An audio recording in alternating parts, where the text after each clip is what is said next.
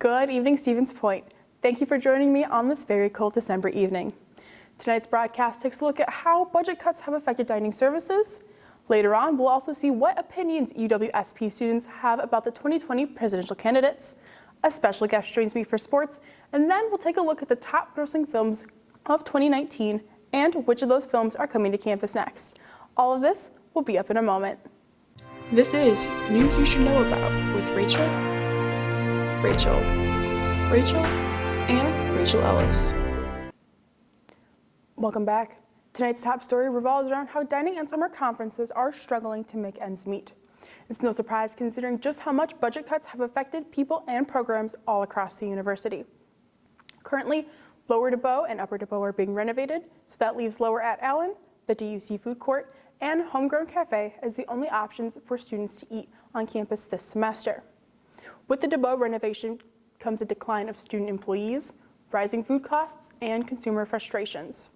I sat down with Dining's director, Suzette Conley, to discuss just how Dining receives its funding and what other changes students can expect for next semester. Declining enrollment has affected all groups across campus, and Dining and summer conferences is no exception.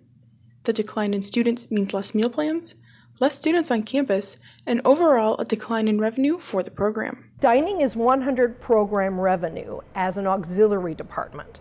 So we are 100% self-supporting. Our user fees are what supports dining. We don't get any funding from the state, we don't get any funding from the county, we don't get any funding from the university. But for the most part, our revenue comes from campus users. So primarily the student meal plan is the biggest portion of our revenue, followed by cash and credit sales, catering, and the daycare center. Upper and Lower DeBow have been in the renovation process since the summer of 2018. Due to the massive scope of this project, Dining will accumulate a $1.3 to $1.4 million debt for the next 20 years that will be paid primarily by students. We looked at the DeBow project. We started planning the DeBow project back in 2012. 2012, I had 6,117 students on a meal plan. This year, I'm hopeful to get 4,810 students on a meal plan. That decline in enrollment, that decline in meal plan numbers equates to over $2 million of revenue for dining in fiscal year 2020, which we're in right now, compared to fiscal year 2012. That has a huge impact on dining, absorbing the renovation costs for the DeBow renovation. With the increase in debt comes a slew of changes that students can see as early as spring 2020. Going into this spring, dog dollars will only be available to be used on DSC or dining produced products. So any meals, any products that we've made specifically, bakery, snacks, beverages, but the focus with the new dining program is really meals. Meals, meals, meals. We want you to come to Upper DeBow. We want you to get the best bang for your buck, best value for your program here at Upper DeBow. 7 stations, food made to order as much as possible, interaction with the staff. Really want Upper DeBow to be the high point and the focal point of our dining program. For more information, students can join the Dining Advisory Board, which meets one Friday a month. Dining will also be sending out surveys to gauge reactions to their changes and will actively listen to the suggestions given by their customers to create an environment where the consumer's needs are met and valued. Budget cuts will continue to affect DSC's operation, but the opening of DeBow in January is expected to alleviate some of these issues. That being said, DSC is always looking for new employees. With the opening of DeBow in January comes a high demand for more students. Applications for each of the locations are located in DUC 240. Up next, we'll turn it over to Rachael, who took a look at what some students on campus have to say about the upcoming 2020 presidential elections. Rachael? Thanks, Rachael. This week, I talked to students about their feelings towards the 2020 presidential candidates. I received some rather interesting and heated responses from the students of UWSP. Here's what some of them had to say. Election season is on the horizon, and students at UW Stevens Point are preparing by doing their research to find the party and candidate that best fits their needs. I just need a candidate that's going to help the American people, me, people like my brother, my dad, my grandma. I just need that. I don't need all this stuff. I just need one person that they're going to try to back and not someone who's going to give the nominee to Trump. While some students admit they are not as knowledgeable about certain candidates and issues, all that I talk to agree on the importance of voting no matter the election. It definitely is. It's a way to make sure that the government hears your voice, and a lot of people think that the vote doesn't matter, but as we saw in the last election, it definitely does. I'm not really very knowledgeable about it, so I don't really know much about it, but I would say it's a very serious thing because it has a lot to do with all of our rights and our freedoms. I think it's really important, honestly. I mean, I think it's the way that we keep our democracy reflective of the population, and it keeps people engaged. So, UWSP students have a variety of opinions for candidates across all platforms. No matter what your stance is, voting is important to ensure your voice is heard. Family and friends can influence a voting decision, but ultimately the choice is in the hands of the voter. Do vote. Do try to learn more about the candidates that you want to vote for. And you don't have to always be absorbed into it like your parents or your grandparents, but it is a good thing to learn and to make sure that you do vote when the time comes. Although the primary elections are not until next year, it's never too early to start looking into a candidate. The campaign trail will eventually come to Wisconsin, and we will continue to keep you updated on the story. Now back to Rachel. Thanks, Rachel. We've got a really wide range of opinions on this campus, and it'll be interesting to see what happens come election season next year. But regardless of how you are planning to vote, make sure you are registered to vote. You can check your status at myvote.wi.gov. For more information on candidates, check out our website at newsyoushouldknowabout.com. Up next, I have a special guest joining me to discuss Pointer Sports. We'll be right back with sports and entertainment after a word from our sponsor. News you should know about would not be possible without viewers like you. Thank you. Welcome back. It's now time for our weekly segment, Sports You Should Know About. Now, over to Rachel. Thanks, Rachel. Joining me now is someone who's very knowledgeable on Pointer Sports, Michael Wengen. Michael's the sports producer at SVTV and a very good friend of mine. Michael, welcome to the show. Thanks for having me, Rachel. I'm really excited to be here. We're excited to have you here. So for today's segment, I've got 3 different questions, 3 different topics that we're going to talk about. Ready? Let's hear it. All right, so first off, we're going to discuss women's volleyball and women's soccer making it to the NCAA tournament, but not getting that far. What are your thoughts on how their season has gone? Just the fact that 2 teams from the fall sports season just made it to the NCAA tournament is really cool for UWSP as well as the Pointer Athletics program. In terms of their runs, however, UWSP volleyball made quite a run, actually. They actually pulled off a really thrilling win over one team from Minnesota, Augsburg College, had to come back and win that one. Then they upset the host of the region that they were in. That is also a pretty sweet moment as well when you upset the host on their own home court. Right. And then, unfortunately, their magic run came to an end in 5 sets. But you know what? They put up a good fight at the end. Didn't go down without a fight. Right. But unfortunately, they are done for the year. But overall, terrific season for the program. And as for soccer, I don't think anybody was really expecting them to go to the tournament as well. And they surprised a lot of people, including myself. They did really well, yeah. Mm-hmm. Fortunately, they only fell in the first round, didn't score a goal, and ultimately are done for the season as well. But again, overall, these 2 programs really impressed a lot of people, and I think that these 2 programs have a bright future as well. Yeah, it's exciting because for volleyball, it was Lindsay Coy's first season as head coach, right? Mm-hmm. So I think that's really cool that they made it as far as they did, and they did as well as they did.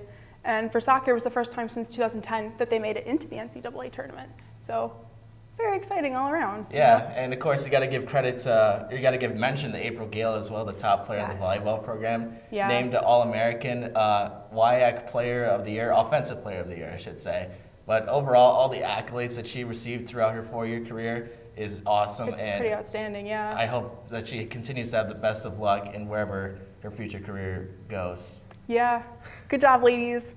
So now, keeping in the theme with the NCAA tournament, we're going to move over to the ice. Pointers, men's hockey, they're doing really well so far this season. Do you think they have a shot at another tournament? It's always easy to say that they are one of the teams that are going to be in consideration to compete for a national title there at the end of the season. Of course, they are the defending national champions, the first team to go undefeated in a season as national champions as well in Division III hockey. So this year, they got the pressure off of not being, or of not trying to go again for another national title while undefeated again. They do have a couple losses on the season so far, but they play well enough. They have a couple games. They have a couple games this weekend. They play River Falls tonight, so that's the first of their conference games of the season. And That's exciting. This conference is quite tough when it comes to men's hockey. So Yeah. they're I think they have a shot. They're going to have to obviously win a lot of games, and of course go through the WIAC tournament and win that as well. But I could Right. see them participating in the NCAA tournament again, and it would be really nice to see them repeat as national champions. Yes, that would be pretty awesome to have a second group of champions. Yeah, that would be pretty cool. Awesome. I know they have a lot of talent this year that have really stepped up to the ice, and even though they lost a couple of key seniors last year, as well as a couple starters, they do look like they're in still pretty good shape, though. Tyler Krieger's in his third season, and Yes. ultimately he's pretty much run the program the same way as his predecessor did, so really no big changes from the Pointers hockey program from what it was before and what it is now. Awesome. Well, good luck, guys. I hope you do well this weekend. Lastly, what, in your opinion, what are one or some of the most memorable moments in Pointer sports from this past year? Oh, from this past year, from 2019? Yes. I obviously have to say that the men's hockey national championship has to be number one on that list because just the That was fact pretty that cool. just how special that season was. Overall, again, as I mentioned, the first team to ever win a national championship, undefeated throughout the season. Of course, you also have to give credit to the two teams, volleyball and soccer, that made the NCAA tournaments this year. Well, yeah. So they had it was pretty successful overall this year for Pointer Athletics, and I know in one individual wrestler, Ben Vosot's actually, he finished second in the national championships for individual wrestling in the NCAA. So another Pointer accolade to add on there for 2019. So That's pretty very awesome. successful year for Pointer Athletics in 2019, and we're hoping for the same kind of success in 2020. I hope so. I hope you're right, Michael. Well, thank you for joining me on the show today. Michael is the sports producer for SPTV. All of their socials are listed below. And now we're going to go back to the newsroom with Rachael. Thanks, guys. It's really exciting to see what the Pointers have done this season and speculate on what they'll be able to do in the spring. Now, moving on over to entertainment, this year has been a huge one for films.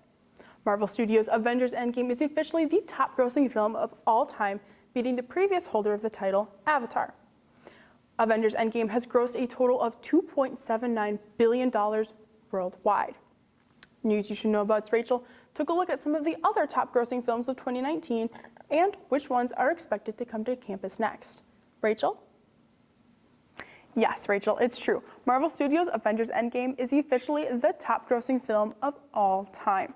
We've also seen some other films pulling some pretty high numbers this year as well. Right now, Disney films fill out 6 of the top 10 slots, with Lion King in second place, followed closely by Spider-Man: Far From Home, Captain Marvel, and Toy Story 4. As you can see on your screen, there's a pretty big difference between Aladdin coming in at number 6 and The Joker at number 7. These numbers are massive, and we'll see what the rest of the year brings. We are in the golden age of remakes, as many of the highest grossing films are retellings of classic tales. I spoke with Centertainment's Robert Parker to find out just how these stories go from the big screen to our encore screen.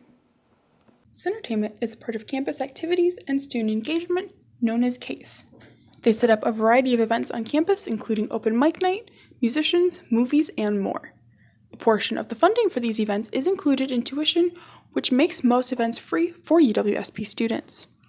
Throughout the 2018-2019 academic year, Centertainment had 57 movie showings.